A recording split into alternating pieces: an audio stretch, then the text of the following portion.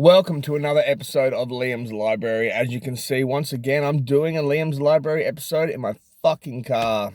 And the other day when I did it, it wasn't so bad. But man, get ready for the worst lighting in any of fucking Liam's Library's videos. But let's just get to the point, okay? I've been putting off this review for ages. I mean, it's Liam's Library. I'm supposed to be talking about fucking literature. I've been talking about fucking Jordan Peterson's political views, Jordan Peterson's fucking religious views. I've been talking about Child's Play too, horror films, being lazy as shit. But today we're doing Everything's Eventual. Stephen King is a short story collection. But the story in it, I've mentioned 100 times, we're going to review this. It's 1408 is what it's called, 1408. And it's Stephen King's version of the haunted hotel room, like the ghostly story at the inn. There's a little prologue at the start of, not a prologue, an author's note before every single one of these short stories in Everything's Eventual. And he kind of explains how he got the idea, what the story means to him. Some are short, some are a little bit longer. The one 1408 is actually quite a decent length. It's about a page worth, where he explains not so much how he got the idea, but how the story bewitched him. It also bewitched me. So 1408, okay, so Stephen King did an autobiography called On Writing. I was really looking forward to it, but I've been reading Stephen King interviews my whole life anyway, so I didn't think there'd be anything new in On Writing that I didn't already know about the man I've been idolizing already. So when I read 1408, it was almost like a watered-down version of stuff I already knew, almost like Stephen King on the cover of the Rolling Stone, but he got to write his own fucking write-up about himself. So it just made me look cool, man. Kind of like that. It's very short. Thousands of things he left out of that fucking book. But we're not here to talk about that. We're here to talk about 1408. But in On Writing by Stephen King, there's a section where he tries to teach you how to write a story and how to sort of utilize characters and cut out the things you don't need and leave in the things that you do need to write a successful story. It doesn't have to be a successful horror story, but a successful story. This story is indeed a horror story. So if you pick up On Writing, you'll find that section in there, and it's a writer, and he's coming to a hotel, the Hotel Dolphin, and what he does for a living is he writes about haunted hotel rooms, haunted castles, haunted houses. He doesn't believe a fucking word that he's saying, and he's never ever once in his entire life come across an actual spook, a ghoul, a goblin, a fucking monster, a vampire, any kind of this shit that he writes about. It's kind of like a debunking of the mystery. So he gets to this Hotel Dolphin, New York City, but the manager Olin is waiting for him, and this is the little excerpt of the story that you get when you pick up On Writing and you come across this part in the book. Now that's about all you really get. Like when he sees Olin in the lobby, when they meet each other. That's all you really get in On Writing. But what happened was, and it's happened to Stephen King before, he says he was bewitched by the story. The story needed to be told anyway. So even though he started the story as just an example for us to learn how to sort of start a story, he ended up writing the story and finishing it. You won't find the finished copy in On Writing. You'll find it in Everything's Eventual. You'll find it towards the end in a story called 1408. Now, he said, so in the prologue, the author's note that he writes before 1408 in Everything's Eventual, he states that the story got a hold of him, the story bewitched him, and he was compelled to finish it properly, even though it started off as just an example to teach people certain things about writing. And this has happened to him once before. I don't know if any of you out there have ever read Christine or watched the John Carpenter, Richard Kubrick's production, the movie Christine, about the car, the 1957 or 58 Plymouth Fury that has sentience and starts killing people. Now, when Stephen King come up with that story, he come up with it in like a funny way. Like, how can I tell this? This this is absurd, but like, it might make an interesting story, but he was telling it from the side of comedy. We all know Christine is not a comedy. Some great acting in the movie. The book is fantastic. The book is more about ghosts, and the movie is more about sentience in an inanimate object. But he mentioned that years ago in an interview. I think it might have been with Playboy, that he decided like Christine was just sort of a joke, and he was fucking around with it. He started writing it, believing in the characters, and found out that it was taking that screaming left turn into the darkness, the way that Stephen King says a lot of his stories just automatically drift that way. Oh God, I'm glad the fucking sun's gone behind a cloud. The lighting was so bad, I've had to turn my car around like 5 times to try to find semi-decent lighting. So I get off track. But this one was the same. And this is years after Christine. But it's 1408, and it is the haunted hotel story. So like I told you, this guy named Mike Enslin, he writes like corny kind of horror novels that pay his bills, and they're called 10 haunted nights and 10 haunted graveyards, 10 haunted nights and 10 haunted fucking castles.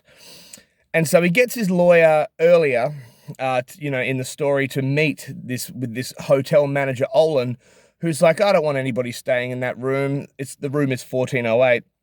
The room is haunted. People have died in there, and I don't need this, But Mike's had this kind of bullshit before, and he doesn't believe any of it. So he always brings his lawyer along, and he's like, listen, you have to rent this room to me if it is available, and you are a functioning hotel. So fuck you. Here's my lawyer. So, okay. So, Olin's like, of course. I mean, like, what the fuck am I going to do? Like, get sued over this? But our story begins when he rocks up to stay the night. And a lot of people are leaving for the night. Like, it's quiet. And Olin meets him, and he's just like, listen, Mr. Olin, you're not going to be able to convince me not to stay in that room. You've already spoke to my lawyer. You know where I stand on this matter. Are we done here? I just want to get up there, brush my teeth, and start working on my story for his latest book, and the room 1408 really interested him. But Olin says, could you please just humor me? Just humor me for 15 minutes. Come into my office. Let's sit down and let's have just a quick chat. And then, of course, I'm going to hand you the key. What can I do? You've pretty much put me on a spot. So they go into the office. And as they get into the office, a cool thing happens between characters. We're reading this from the point of view of the author, Mike Enslin. And, Olin, the manager, he's, as soon as he steps into his office, he's like really in his element. All of a sudden, he starts to tell the story of 1408. Now, I'll speed this along because I'll admit, I've read this a lot of times. When this book first came out, Everything's Eventual, I was so excited. It had been so long since Stephen King had given us a short story collection. The last one was Nightmares and Dreamscapes. So like from the 90s and Nightmares and Dreamscapes until Everything's Eventual came out, and I'm pretty sure, I don't want to reach over and grab the book because I'm pretty sure it's 2001. We have been waiting a long time, and us Stephen King fans who were a bit younger back then also just couldn't wait for the scary stories. He's so good at writing non-scary stuff, and you will get that in all of his short story collections. Not so much Night Shift and Skeleton Crew, but in Nightmares and Dreamscapes, he's got some really great, well-written stories. Doesn't matter, the horror's incidental. Now, with this one, I was hanging out, and Everything's Eventual. Even the title sounded cool, and the cover was cool. It just had the lighthouse from Castle Rock on the front, and I was like, fuck yeah. And the first 2 stories did not impress me. The first one is called fucking Autopsy Room 4, I think the first story in there is, about a guy who's not dead, and they try to do an autopsy on him. They stop at the last minute. The second one is a supernatural horror story about the devil called The Man in the Black Suit. Now, I didn't like that when I first read it. I thought, man, this is like he just slapped these fucking together. Where's the twist? Where's the cool King heart feeling while you're reading this supernatural shit? I didn't get that from that. So I'm flipping through, and there's a lot of stories that aren't horror in there that now, as an adult, I fucking love. Like, that feeling you can only say what it is in French, which I guess is kind of a horror story. all that you love will be carried away. Fuck, I love that story. It's just about a guy contemplating suicide, but it's written in such a beautiful way, in such an original Stephen King way. It's such a great story, but I'm like, come on, give me something, give me something. Getting towards the end of this book now, and I come across 1408, and I'm like, oh, fuck yeah, cool, we get a haunted hotel story. Not only was I happy about what I got, I was extremely happy. I never shut the fuck up about 1408 when it first came out. I would have been like, I reckon 19 when this book came out. I'm 30 fucking 7 now. So I read it a lot because it was my go-to in Everything's Eventual. Now my go-to is kind of like The Little Sisters of Illyria, which is a Dark Tower story that features in there too, and it's fucking amazing. But I just wanted to sort of mention that the history of it to me, because I needed 1408 to be amazing, and it was amazing. And at my age, I just wanted some fun horror. And now let's not forget The Road Virus Heads North is in there, which is a fucking extremely awesome supernatural horror story about murder and haunted paintings, and we love that shit. But that's so when I came across 1408, I was very excited, and I read it. And then I'd just flip to it and I'd be like, oh, fuck it, I'm staying at my friend's house. God, I've had such an all over the place vagabondish kind of a life. Be like, oh man, what books have you got? And I'd find Everything's Eventual on some random person's shelf, and I'd tuck up and I'd get stoned, and I'd read 1408 straight away. So the amount of times I've read this story is ridiculous.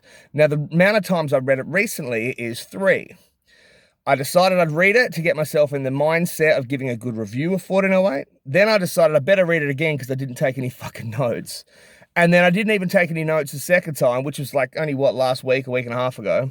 And so I got up, we know that I'm very honest on my channel. So I got up at the crack of dawn this morning. It is Sunday. I have a day off. I thought, fuck it. I got up, got dressed, got ready.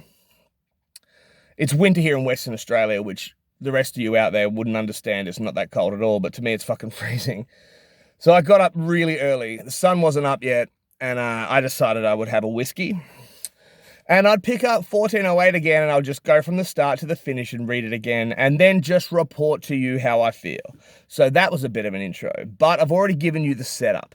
So we know that this man, Mike Enslin, is about to stay in the room 1408. Now this is cool, because the manager, Olin, spends the next 10 minutes explaining the history of the room. How many people have committed suicide in there?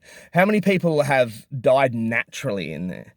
And Mike's done his homework a little bit on the room, but there's a lot of stuff that Olin's telling him. He's like, bullshit, like the hell you say. Like there's no way that many people died in that room. And he's like, man, I'm not here to lie to you. I'm here to really, really, really try to persuade you. Just don't spend the night in that room.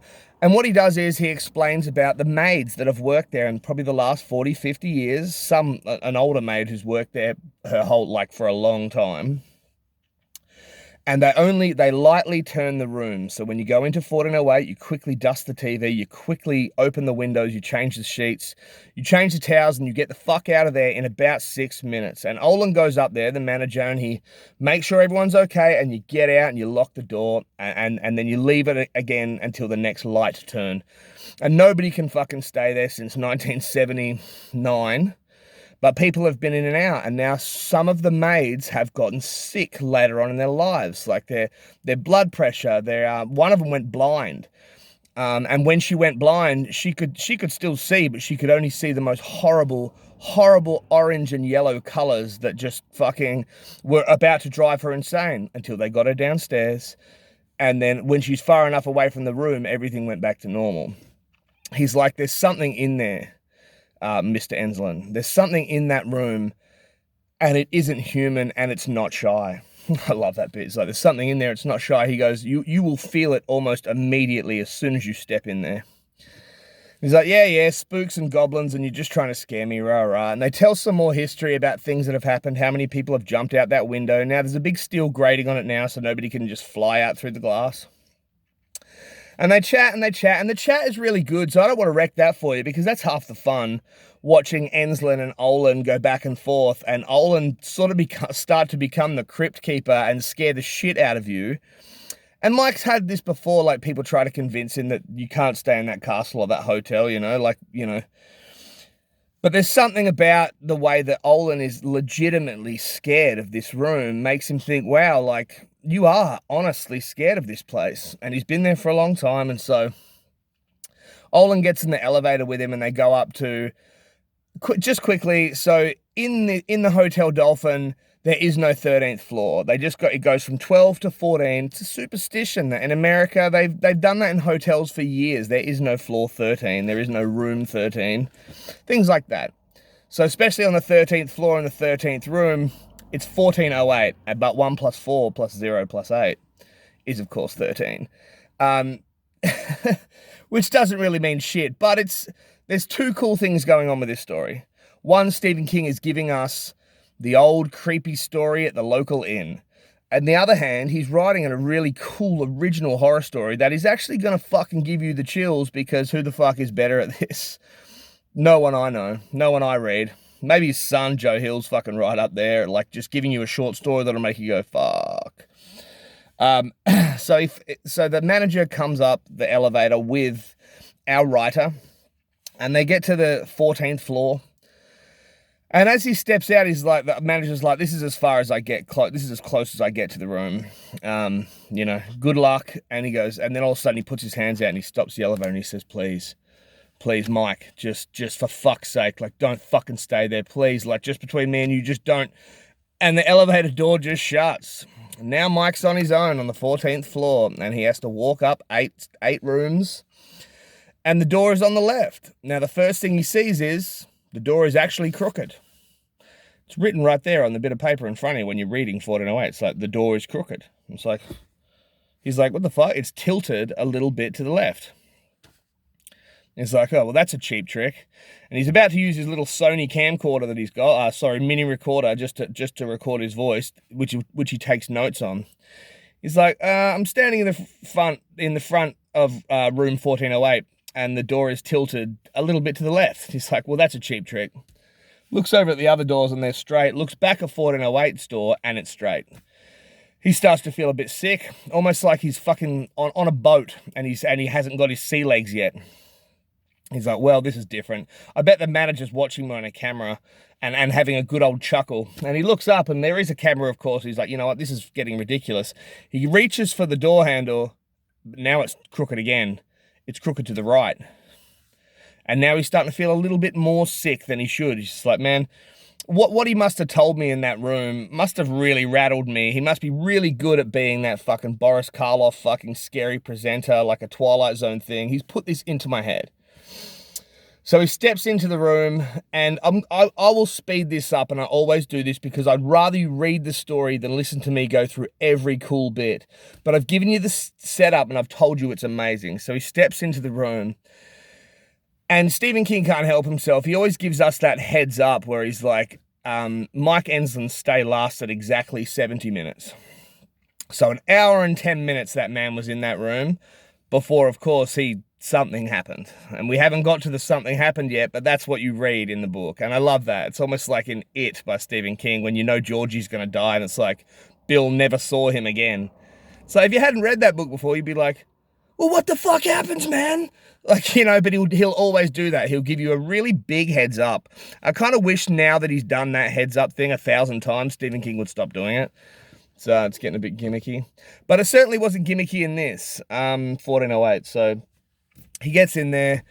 The paintings are crooked on the wall.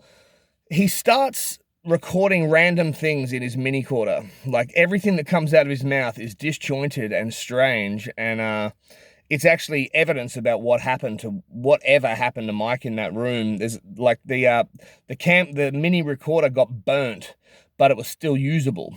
And his agent just put the fucking tape in his safe and never wanted to hear it again because he's never ever heard his client talk like that before. It's the sound of a man slowly losing his mind. Well, very quickly losing his mind. And he's blaming it on Olin for a while. Like, man, this guy must have put acid in my drink or something, because I'm not right and I need to fucking get a grip here. And there's a phone, and he picks up the phone, and there's a voice on the other end saying, "This is 9, this is 9, all your friends are dead, every friend is dead, this is 9, this is fucking 6. And he's like, oh, and he puts the phone down, and it's just like fucking, that voice wasn't human. Not only was it not human, it was never human, it was never a robot. What the fuck it was, he doesn't know, but he does know. It's whatever lives in that room, but it's not here yet. The room starts to melt. The room starts to do some really scary shit. And the way King writes, it's mixing the visuals with what the room is doing with what the fuck is going on in Mike Enslin's mind as he's witnessing it. And it's a scary mix, and it's very quickly written. But something is coming, and it's coming through the walls, and it's coming for dinner, and it's coming to eat Mike, and it's not human. It's not a monster. It's not a demon. It's quite possibly very alien or maybe multi-dimensional. There's not a ghost in that room. There never has been a ghost in that room. What is in that room? Nobody knows. But it has power, and it is hungry, and it is coming for Mike. So all this shit happens. The room starts to turn into like a completely fucking gingerbread house thing where it's just turning into fucking candy and melting. He can't even take a step across the floor. Like the walls turn into fucking some living thing's skin, and it becomes so fucking terrifying. It's so well written. It's fucking amazing. So the only thing he can think of to do is to set fire to his t-shirt with the one box of matches that is sitting next to the bed. He's got to get out of here. And he knows that it's the room now. His belief is beyond doubt. There's one quick bit where he starts thinking about his brother. His brother died of lung cancer years and years ago, and that's a fact. But in the room convinces him that his brother was eaten on the side of a turnpike in the middle of the night by a pack of hungry wolves. And he's like, what? Why did I say that? Why did I think that? It's like, because that's what happened. So it's not what happened. His brother died of lung cancer, but like there's things going on that affect a human mind who maybe he might have been okay for a little bit longer if he believed a bit more, but believed in what? It's not human. It's not anything. And it starts to get fucking maniacal, right? It's really awesome. It's a great ride of horror. And so he sets fire to his shirt.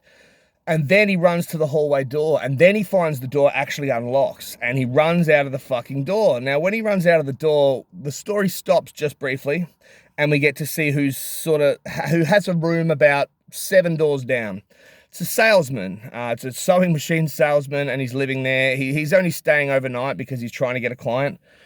And what happens is the salesman is going to get ice from the ice machine. And as Mike Enslin smashes through the door of 1408 on fire and starts screaming, well, doesn't start screaming, he's already completely screaming at some ridiculous volume.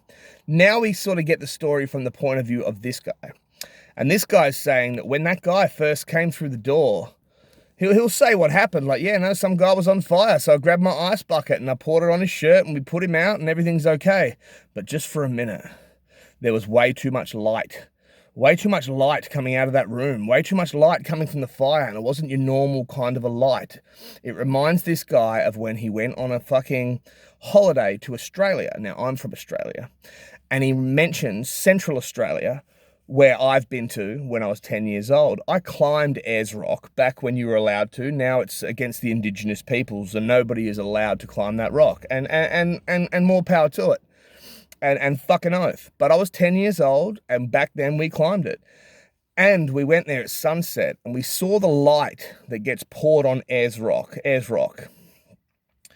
Now, this guy's talking about how him and his brother went on a trip, and they actually saw Ayers Rock at sunset. And that light was so unnatural, he never forgot it. Almost like there's something you'd never see. Almost like there was something else going on with a sunset in Central Australia over Ayers Rock. Now, I love this, and I'm bringing this up like a big deal because I've been there and I've climbed it and I've seen it at sunset. And Stephen King never talks about Australia. I know every now and then I think he's got a spot that he comes to. I know he doesn't like flying, so I doubt that would be very often. But he uses that color, and that is the color. And The color is what's dangerous, and the color is what terrifies you.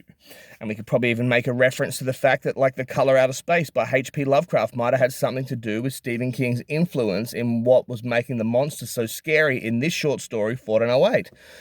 But I love the fact that it's about Australia, and I love the fact that I've fucking been there and I have seen that color, that sick yellow pouring to orange, fuming orange light.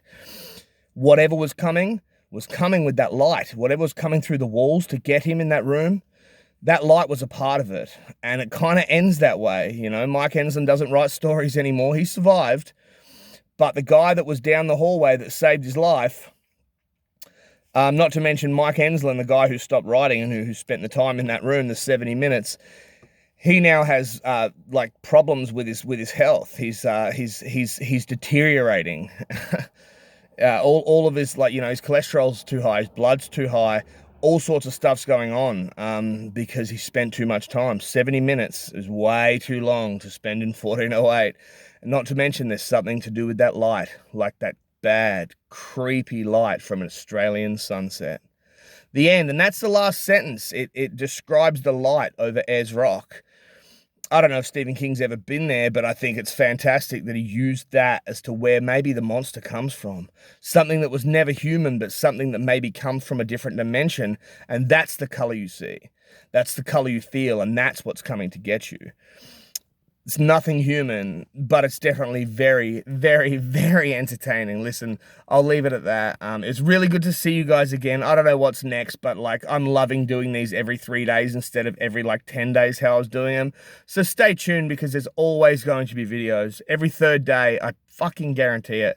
Look after one another, man. Please look after one another. Read some great books. Watch some even better fucking movies. And don't you ever, ever in your life take any shit from anybody. I'll see you later.